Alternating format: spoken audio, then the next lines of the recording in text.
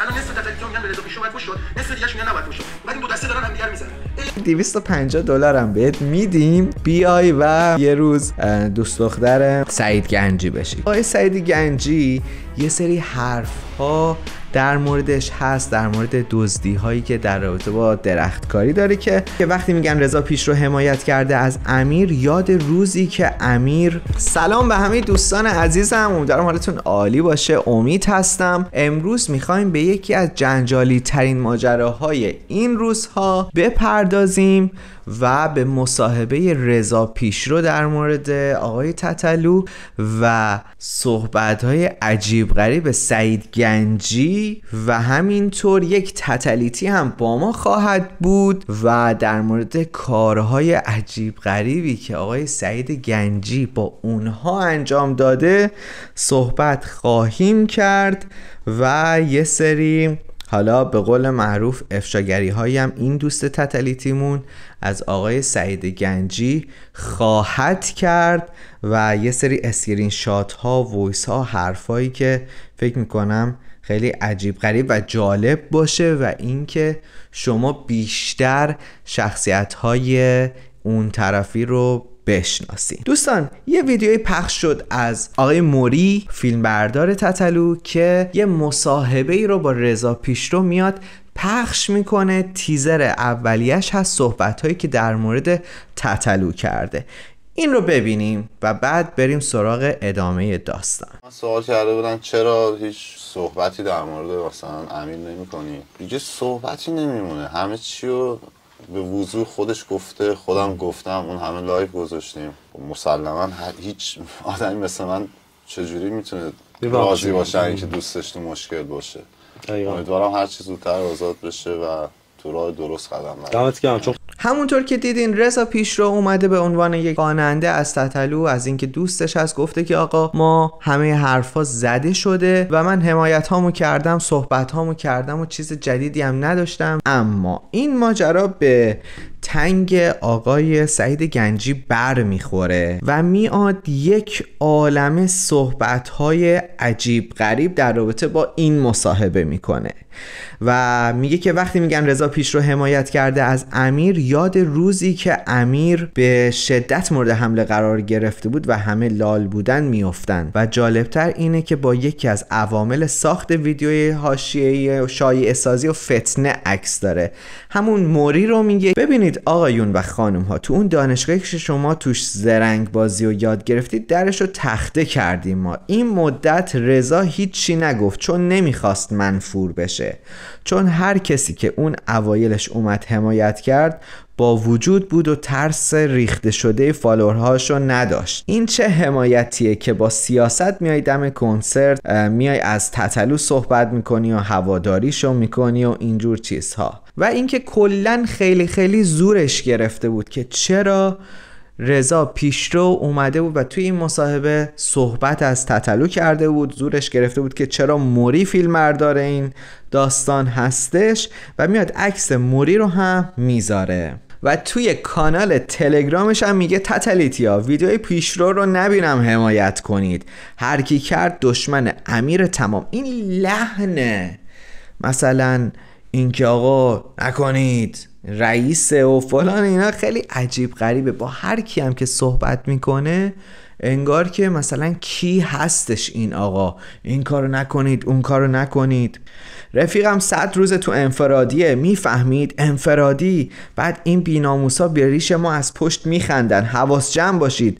همین پیشرو امیر رو دور زد که برنامه گذارش که پول خرجش میکنه تا رهبر ارکستر، بعدش میره با موری فلان فلان شده کار میکنه. یعنی چیز میکنم تو عاقبت تک تک شما بیناموسا که اینقدر حرومزاده بودید. و بعدش دوباره میگه موری فیلم گوه خوردن تو هم خواهیم دید تو مجازی، نشون به اون نشون که از ترس کونت خواهیه نداری چقدر بی تربیته. مادر فلان من سر ناموسم شاهرگ میدم، تو بی ناموس خار بی ادبی کردی. نه ننه تو رو که دیگه نها کنید. من فقط منظورم این بود که از خوندن این پیام ها که چقدر یک شخصی میتونه بی لول و بی تربیت باشه و دوباره میگه که دوباره تهدید میکنه این بازی با خون تموم میشه، به هواداراش خندیدین و فوش ناموس دادید، اگه نگید گوه خوردین که اونم میگین. خلاصه این داستان شخصیت سعید گنجی. درسته بچه‌ها، من میدونم خیلیاتون الان میگه که چرا به این آدم چیپ میپردازی، اما چون این آدم یک بار توسط پوتک دیده شد و یک بار هم با تتلو، 2 بار فکر کنم با تتلو دیده شد که توی این عکس بود که اینم حتی بچه من یه خاطره‌ای دارم. یکی از این دوستای دختر من اون زمانی که اینها میخواستن برن کشتی با تتلو، یه دختری به اینا زنگ میزنه میگه که آره ما دختر نداریم، سعید گنجی اومده دوست تتلو هستش، هیچکی بهش پا نمیده بنده خدا و یه دختری چیزی سراغ نداره. این به یکی از دوستای من پیام میده و این دختره میگه که خب کی هست چیه و اینا میگن که این دختره میگه که نه من با خود سعید گنجی خوشم نمیاد اصلا چیز کنم، برم باش دوست دختر باشم و نمیدونم باهاش باشم و اینا تو کشتی اینا، و قبول نمیکنه. بعدش بهش پیشنهاد میدن میگن که $250 هم بهت میدیم خب که شما بیای و مثلا یه روز دوست دختر سعید گنجی بشی، که اون بنده خدا مثلا قبول نمیکنه، میگه نه بابا این کیه اصلا، این چیه.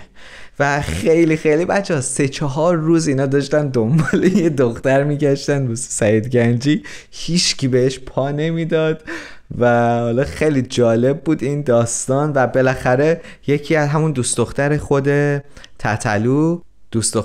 تتلو یکی از دوستاشو اوکی میکنه و خلاصه اینم از این ماجرایی بود که خیلی جالب. اما آقای سعید گنجی یه سری حرفها در موردش هست، در مورد دزدی هایی که در رابطه با درختکاری داره که من وایس های قرار بود این دوست تتلیتیمون بیاد، من الان قبل از ویدیو بارها باهاش تماس گرفتم ولی خب نتونستم که، یعنی اصلا جواب ندادن، در صورتی که خیلی خیلی هی پیام میدادن میگفتن که من میخوام بیام حرفامو بزنم. ولی یه سری وایس ها از قبل بود که پخش میکنم واسهتون که فکر میکنم هم خیلی خیلی جالب باشه. بچه این دوستم یه سری ویدیوهاش خیلی ویو خورده توی اینستاگرام و یه سری صحبتاشو بشنویم. این آدم فقط دنبال مفریه، فقط دنبال زدنه، یه عالمه مسئله هم داره. اینو که هم میدونم یه عالمه مسئله داره. من یه عالمه اسکرین شات دارم که تتلی‌ها رو بلاک کرده، فوش داده، بی‌احترامی میکنه، میذارم براتون. گفتیم معلوم نیست اصلا رفیق نیست. داداش من در به در دنبال یه رسانه گنده میگردم، یه چیزی که دست خودته. به خاطر اینکه این حرفای تو دل منو چون میشناسن تتلی‌ها 99% همشون منو میشناسن.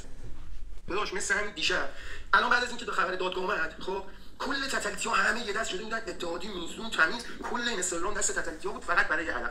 دیشب اومد یه قیچی انداخت وسطش، خار همه رو گاهید. و قشنگ تمیز باهات صحبت کنن دیگه. یه قیچی انداخت وسط همه، الان نصف تتلی‌ها میگن به رضا پیشرو باید فوش شد، نصف دیگه‌اش میگن نباید فوش شد. بعد این دو دسته دارن همدیگه رو میزنن. مردی که عوضی چرا اومدی اینطوری اتحاد خراب کردی؟ تو اصلا کجای رپی؟